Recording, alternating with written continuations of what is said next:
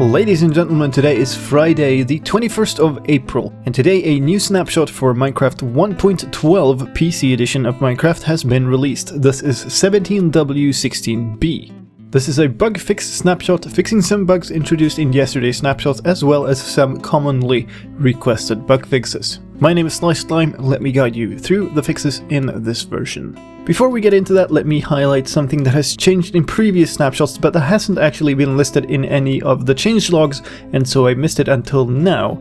I knew this was coming in, but I didn't know in which snapshot, and so it hasn't been in any of the videos. And that is a very simple fact that if you run backwards, your character now actually runs backwards, rather than running strangely sideways, as has been the case for a very long time in Minecraft. So your character is now actually able to run straight backwards.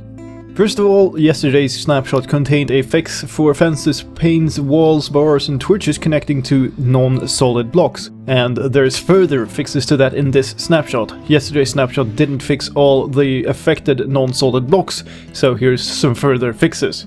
Some items also appeared multiple times in the recipe book that has been fixed in this version, along with a very highly requested bug for hoppers and droppers in not putting water bottles into brewing stands. This would happen if you used another hopper to remove potions from a brewing stand after they had finished brewing. So with this fix in this snapshot, automated brewing systems should work properly again. A new trigger has been introduced for advancements. It's called Item Durability Change, and it triggers when the durability of an item changes.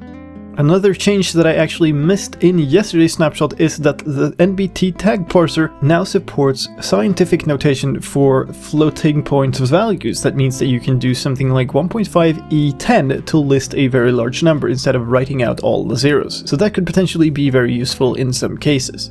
And then last but not least, there's a slew of fixes for the changes to chain command blocks that were done in yesterday's snapshot. The conditional setting didn't work anymore for command blocks, so the command blocks would execute regardless of their condition. That is fixed in this version. And the chain command blocks that had needs redstone set would still execute even if they didn't have the required redstone signal. It also turns out that there is a clever use of /clone and some other commands to make loops with chain command blocks, and that could freeze up the entire server if you did that wrong. In this version there is now a cap on the maximum amount of chain command blocks that can run in one tick. That limit defaults to 65,536, but there's also a new game rule in this snapshot that is called max command chain length, and you can change that to change the limit of how many chain command blocks can be run in one single chain. Finally, there's a crash fix for servers. If you left items on a crafting table and you had a full inventory, then the server would crash, and that is fixed in this version. Do note that after the snapshot was released, another bug with chain command blocks was discovered, and that is the fact that a conditional chain command block does not update its success count. So multiple conditional command blocks in a row will not work properly on this version. If you want to try this version out, head into your Minecraft launcher, select the Launch Option tab and switch on Enable Snapshots. This will enable a new selection in your profile selection drop-down box next to your play button called Latest Snapshot.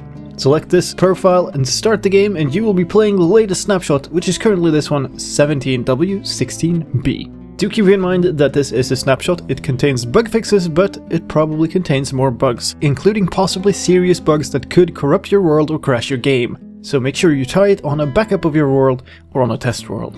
That is all for this time. My name is slicedlime. I hope you enjoyed this video, and if you did, please help me out in return and leave a like. Thank you for watching, and I'll see you next time.